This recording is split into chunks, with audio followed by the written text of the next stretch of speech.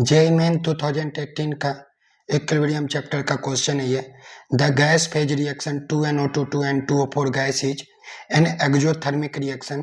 The decomposition of N2O4 in equilibrium mixture of NO2 and N2O4 can be increased by.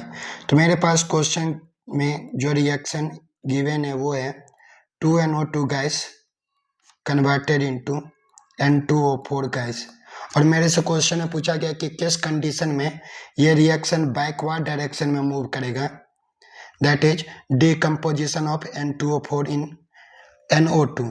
तो ये तब backward direction में move करने के लिए तो ये रिएक्शन बैकवर्ड डायरेक्शन में मूव करे, ऐसा क्या कंडीशन होना चाहिए। तो हम इस रिएक्शन का पहले डेल्टा Ng का वैल्यू देखते हैं। Delta Ng that is number of gaseous product minus number of gaseous reactant. तो प्रोडक्ट के साइड में एक गैसियस मॉलिक्यूल है और रिएक्टेंट के साइड में 2, तो ये डेल्टा Ng निगेटिव आ रहा है, तो डेल्टा Ng लेस देन 0 आ रहा है। और सेकेंड, ये क्वेश्चन में गिवन है कि ये जो रिएक्शन है वो एक्सोथर्मिक रिएक्शन है। तो जब ये एक्सोथर्मिक रिएक्शन होगा उस टाइम पे टेम्परेचर फेवर करेगा बैकवर्ड डायरेक्शन को। तो अगर हम टेम्परेचर इंक्रीज करेंगे तो ये रिएक्शन बैकवर्ड डायरेक्शन में होगा। अब हम एक एक करके चारों ऑप्शन देखते हैं।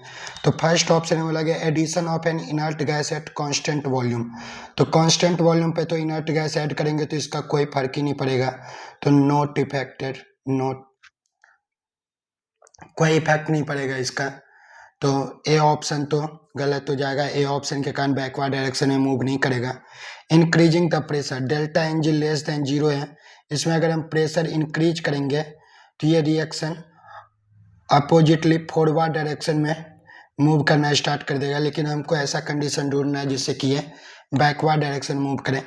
Lowering the temperature, exothermic reaction है, इससे हम अगर टेम्परेचर को कम करेंगे तब भी ये फॉरवर्ड डायरेक्शन में मूव कर जाएगा, बट हमको कंडीशन ऐसा ढूंढना है जिससे कि ये बैकवर्ड डायरेक्शन में मूव करें। Addition of an inert gas at constant pressure, तो ये एक ऑप्शन बच जाता है, तो ये करेक्ट ऑप्शन हो जाएगा।